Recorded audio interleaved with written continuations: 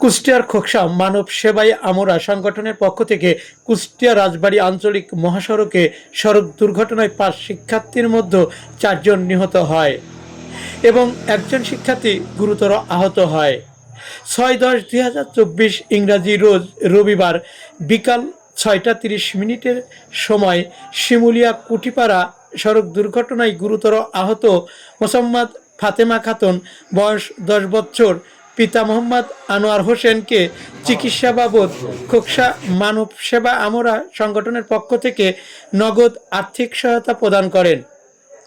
এ সময় উপস্থিত ছিলেন শিমুলিয়া সাবেক ইউপি চেয়ারম্যান ও মানব সেবা সংগঠনের সম্মানিত সভাপতি মোহাম্মদ মমিনুর রহমান মমিন। আর উপস্থিত ছিলেন মানব সেবা আমরা সংগঠনের সাধারণ সম্পাদক মোহাম্মদ মানিক হোসেন।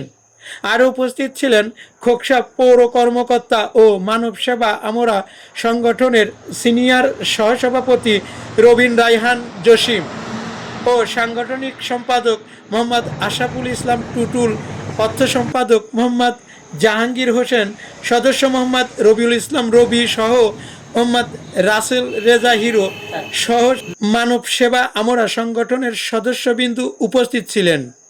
এ সময় আর উপস্থিত ছিলেন ইলেকট্রনিক প্রিন্ট মিডিয়ার সাংবাদিক বিন্দু।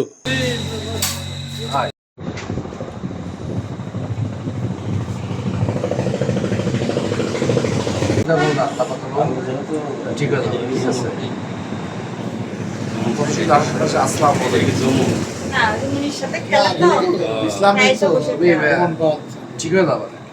আল্লাহ সহায়, ঠিক আছে, ঠিক আছে।